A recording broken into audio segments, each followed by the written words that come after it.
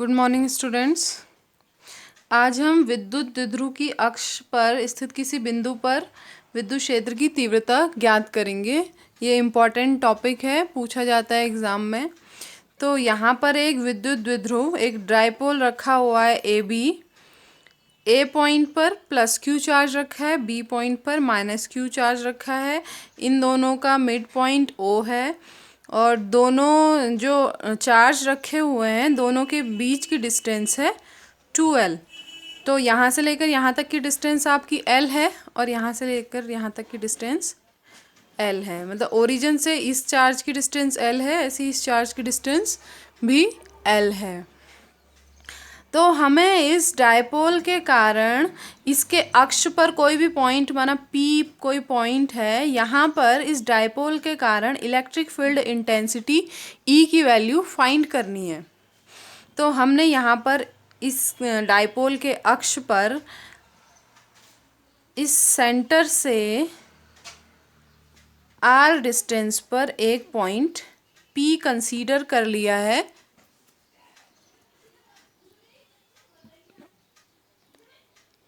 तो ये जो चार्ज प्लस क्यू है जो ए पॉइंट पर स्थित है, प्लस क्यू चार्ज से इस पॉइंट पी की डिस्टेंस कितनी हो जाएगी?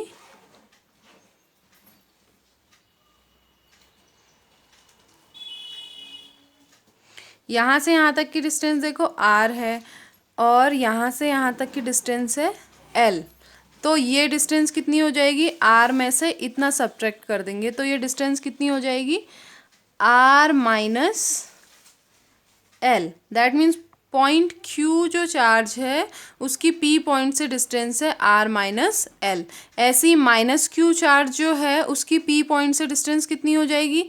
यहाँ से यहाँ तक की डिस्टेंस है r और यहाँ से यहाँ तक की डिस्टेंस है l। तो ये टोटल डिस्टेंस कितनी हो जाएगी? r plus l।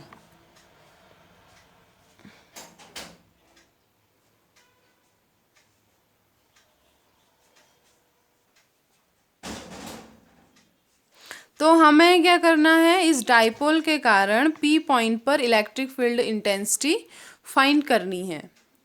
तो हमें सबसे पहले क्या चाहिए, हमें फॉर्मूला पता है। E का फॉर्मूला क्या होता है? E इक्वल टू होता है 1/4 pi epsilon not Q upon R square. R क्या है?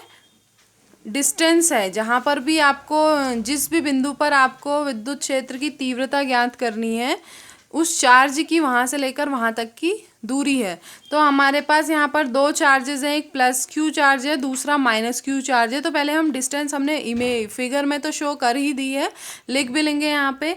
प्लस क्यू आवेश से बिंदु P की दूरी कितनी है?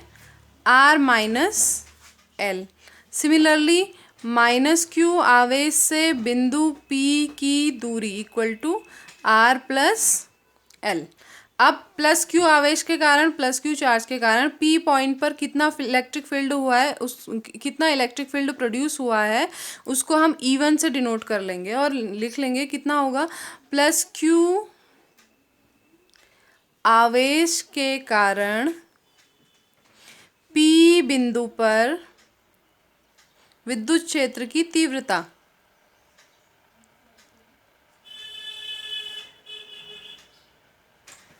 क्या हो जाएगी, उसको लिखेंगे E1 इक्वल टू, फॉर्मूला क्या होता है? 1/4 पाई एप्सिलॉन नॉट Q की जगह पे यहाँ पे प्लस क्यू चार्ज रखा है तो प्लस क्यू ही रहेगा, upon R square. R square मतलब Q और P पॉइंट के बीच की डिस्टेंस कितनी है यहाँ पे? R minus L। तो हम इसको क्या कर लेंगे? R माइनस L का स्क्वायर। अब देखो इसकी डायरेक्शन क्या होगी। इस पॉइंट पर इलेक्ट्रिक फील्ड की डायरेक्शन फाइंड करने के लिए हम क्या करेंगे, यहाँ पे एक टेस्ट पॉजिटिव चार्ज ले जाएंगे।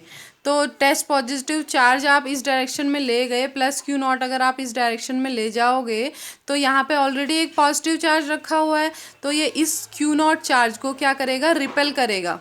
यानी कि ये इसको इस डायरेक्शन की ओर इसमें एक रिपल्शन फोर्स लगेगा F। तो जो फोर्स की डायरेक्शन होगी वही आपकी इलेक्ट्रिक फील्ड की डायरेक्शन होगी। तो E1 की डायरेक्शन क्या हो गई, ये हो गई E1।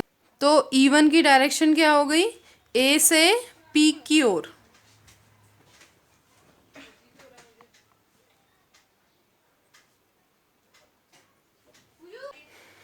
ऐसे ही आप माइनस क्यू चार्ज के कारण निकालेंगे। माइनस क्यू आवेश के कारण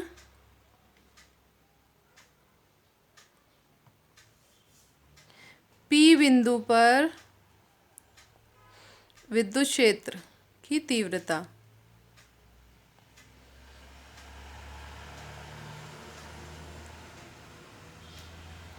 तो ये कितना आ जाएगा, इसको हम E2 से डिनोट करेंगे। 1/4πε0। Q की जगह पे यहाँ पे क्या आ जाएगा, minus Q. Minus Q upon distance क्या है दोनों के बीच की, बी पॉइंट जो है और P पॉइंट जो है, दोनों के बीच की डिस्टेंस है R+L का होल स्क्वायर। तो ये कितना हो गया, minus of 1/4πε0 Q upon R+L का होल स्क्वायर। अब इसकी डायरेक्शन क्या होगी, देखो आप टेस्ट पॉजिटिव चार्ज ले जाओगे इस माइनस क्यू की ओर, Q0 को ले जाओगे तो क्या करेगा, ये इसको अट्रैक्ट करेगा। दैट मीन्स आपका ये डायरेक्शन क्या हो जाएगी E2 की, फोर्स की डायरेक्शन इस साइड की ओर है तो E2 की डायरेक्शन भी क्या हो जाएगी, इस साइड।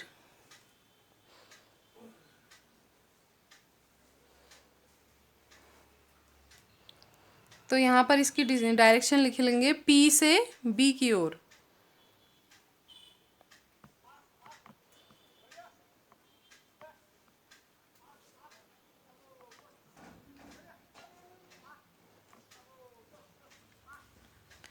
तो अब हमें टोटल इलेक्ट्रिक फील्ड निकालना है। नेट विद्युत क्षेत्र की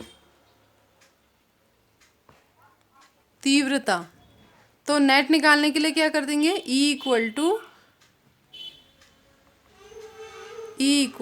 E1 प्लस E2। इन दोनों की वैल्यूज़ आप यहाँ पे पुट कर दोगे और उसे सॉल्व कर लोगे। तो वैल्यूज़ पुट करेंगे, देखिए E = कितना आ जाएगा, 1/4πε0 Q upon R-L whole square minus 1/4πε0 Q upon R+L whole square.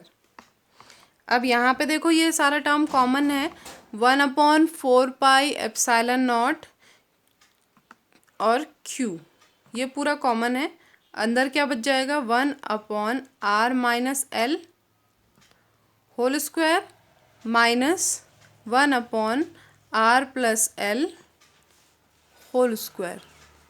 तो अब देखिए आपने ये टर्म यहाँ पर क्या ले लिया, कांस्टेंट जो टर्म है, कॉमन जो टर्म है उनको बाहर ले लिया। तो Q/4πε0 K, ये K क्या है, अगर वहाँ पर आपका निर्वात ना होके कोई परावैद्युत पदार्थ रखा हुआ है तो उस केस में आप कांस्टेंट को कैसे रिप्लेस कर सकते हैं, 1/4πε0 K से, इसलिए यहाँ पर ये K लिख दिया है।